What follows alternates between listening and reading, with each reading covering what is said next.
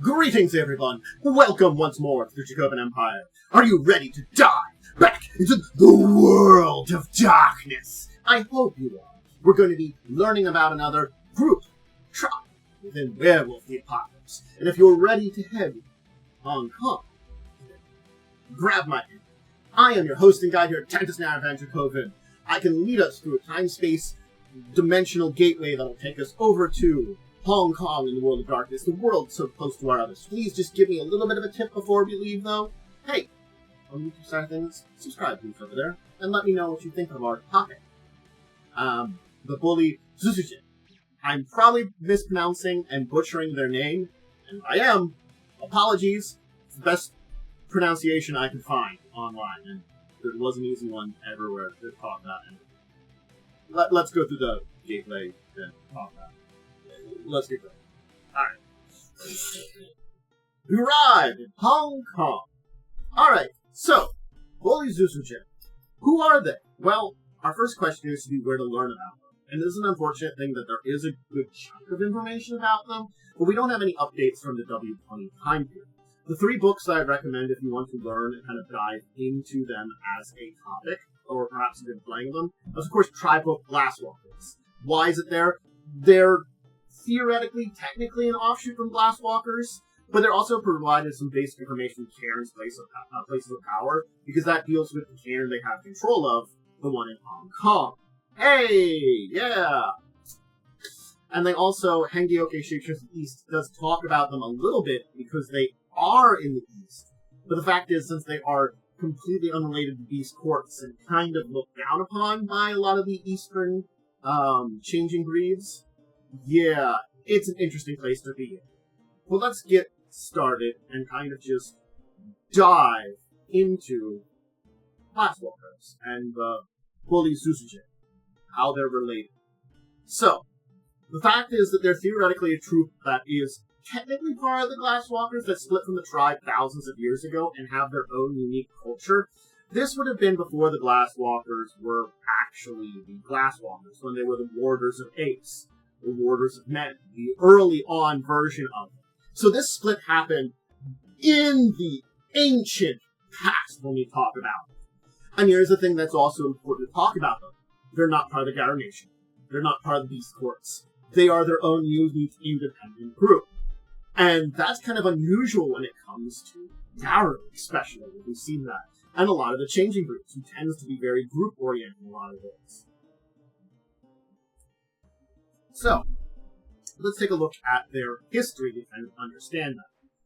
So, we go back to the time of Warders of Man, and this is thought to be sometime before 2000 BCE. The exact time and date are quite unknown.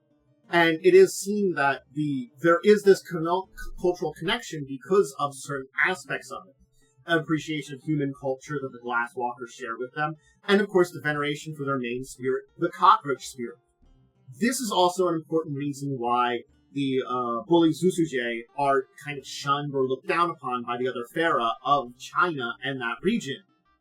Insect spirits and insect imagery tend to be associated with the worm among the Hengyoke. So of course the Boli Zouhisze have been shunned and excluded from the Beast Courts because they venerate cockroach. Yeah! So, the big thing about them is they have their own kind of creation myth. A own kind of way that is a one-tribe creation myth that they've unified different than Western Garu. They believe that there is a yin and yang to the world, and all living things are made of both.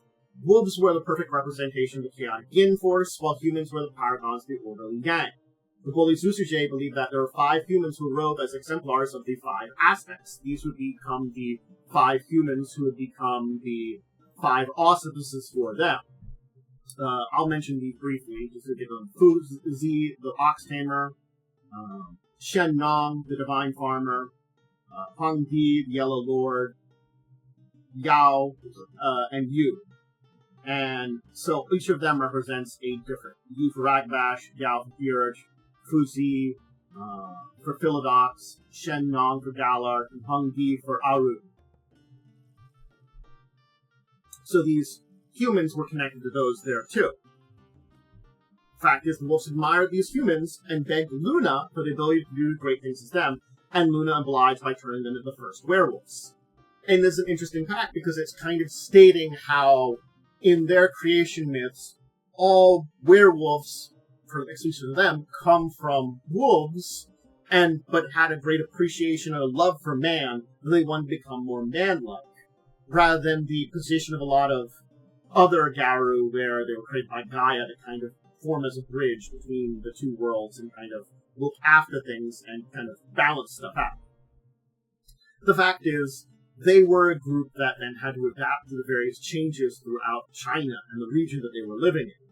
This is seen in a lot of the ways that they've adapted to various things, through technological developments and the cultural developments that happened throughout China. A major philosophy, Confucianism, in that area was easily adopted by them, and that focus on individual knowing their role in society happened to meld very well with their lupine instincts. They also took well to Mahayana Buddhism, with the mother figure Gumana Shinya. Again, I'm butchering any of these, apologies, as an incarnation of Gaia, and the Trikaya doctrine referring to the three forms of Buddha as influencing their view of the triad. So basically, as cultural developed, they also kind of integrated the culture of Buddhism and Confucianism into their developing culture. This is an important aspect as when we're looking at them and their development. Now, we get into the modern times with them, and currently where they are right now, Hong Kong.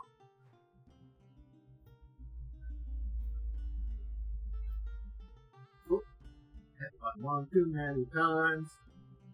There we go. Basically, effectively, the Boli Zouhisze allied themselves to the British East India Company at the hands of a lot of Burmese forces that were the Manchus in China. They smuggled opium. They eventually moved to Hong Kong when it was often British in China's a port.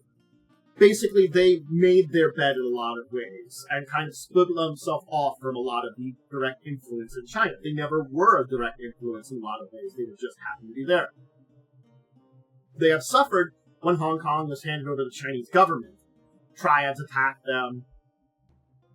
Their primary Karen was destabilized by magic death of one of their elders.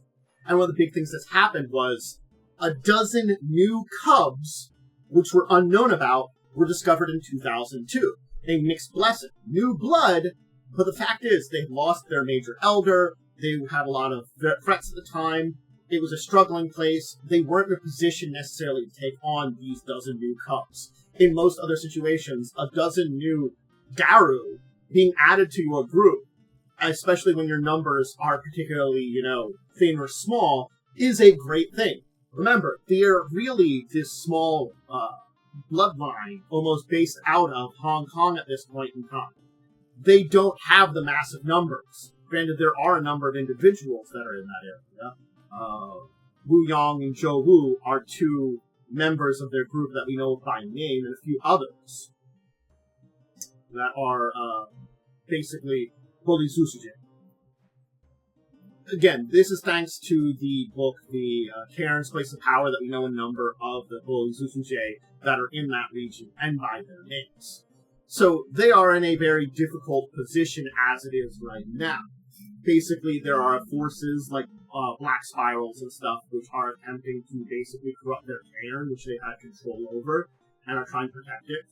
And so, yeah, basically, we don't know the exact details about what was happening to them at this time. We know that, again, they kind of moved into this position of becoming in the underworld a lot of ways, attacking on triad tactics, and basically being like black market businessmen. Again, it's sort of like that little bit of thing with Glasswalkers is getting into human society, business, and things like that, that the Boli Zouhisze kind of went into. They did that too, but they went into kind of that black market, underground business side of things. And, as far as we know, they've maintained their territory in Hong Kong. They haven't failed, but exactly how difficult, how bad it's been since the time in 2002, which we know about from the Tribe book, glasswalkers? Unsure. So, there's some questions coming in from the update there from the 2002 that we don't know about for them. And, yeah. There's where it is. There isn't actually a lot on the Boli Zouhisze that we know about. Again, we know that they have their own creation myths. They have this entire thing where they're combining Confucianism and Buddhism into their beliefs and their traditions that seem to meld very well with some very traditional Garu beliefs. We know that they are outcasts when it comes to esports in Asia.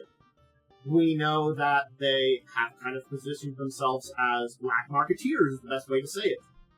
They've seen that, being Garu, they're already on the outs. They're already background characters in a lot of ways because they choose to be, to not, break the fact that they exist. They're trying to remain in the shadows. So, if you want a job that's very shadow-related to get your funding, to get your lives on the human side of things, isn't necessarily a terrible thing, not a terrible direction to go in. It's the fact that, they are very simple in a lot of ways, and we don't have a lot of in-depth detail on them. The fact is, I do feel like it's one of those things, as we have to say, certainly speaking, they weren't the worst displayed version of them when it came to talking about them in 2002, but their idea of creation that comes back from older books, certainly speaking, it's early White Wolf, back in the early 90s. It wasn't a great idea. It's sort of the fact that the pronunciation of the name, Boli Zouhisze, when I tried to look it up, basically, Google told me, this seems like a terrible bastardization of someone trying to pronounce something in Chinese. Yeah. Interesting concept, maybe not the best thought out. I like them on conceptual level, but again, I think if you wanted to have an adventure in Hong Kong and use them, it'd be perfectly fine, and you can find a way to do that. Them dealing with, on the human side, tryouts. On the other side, dealing with influence of powerful black spirals who are trying to get in their influence in Hong Kong, their nets into it, get into their cairn, and things like that. So there are definitely some places to tell stories that would be very respectable to them. And their cairn, their people. So, it is not necessarily a bad thing to talk about them, and a bad thing to discuss them, because there certainly is very interesting positions to be in there. And, again, they were doing better in the 2000s. Not quite there yet, but we were doing better than in the early 90s when it comes to displaying them. And they are an interesting group that I hope you've enjoyed joining and learning all about. But that'll be it for today. Please check out the rest of my stuff, whether it's over Twitch or YouTube. Twitch, I tend to record tabletop stuff. I do some variety gaming, play games with friends. I do live plays of TTRPGs. I have discussion shows. All that kind of tabletop-related stuff ends up on YouTube. So you can just catch it there if you need to. You don't have to catch it live. You can always just go over there and check out the tabletop stuff. That includes recordings like this. My live plays, my current live play going on is Fall of Adam's World, which is 8. But all my old live plays of TTRPGs are on my channel. And of course, check out Discussing Tabletop. We stream live Saturdays at 6, where we talk about news of the week, either special topics, whatever goes up on YouTube. Also, check out my social media for updates on schedule, what's going on, all those kind of things. Please do, again, make sure to do the support over at the channel. If you're on the YouTube side of things, like the video, subscribe, and let me know what you think of the Boli Zouhisze. Is there a better way to pronounce that? Let me know in the comments below also, because that's the one I, again, looked it up. That was the best one I could find online for pronunciation, and I'm probably butchering some of these names. And let me know how you would adapt them to use, because again, they are a little bit of that 90s caricature that, by the 2000s we've removed a little bit of the character side of things, but it's that kind of thing of early White Wolf really doesn't know cultures very well, and it was basically requiring people to come in later on and fix a lot of the view of cultures. So, anyway, have a great rest of your day, and until the next time, I bid you all there a deep and wonderful farewell.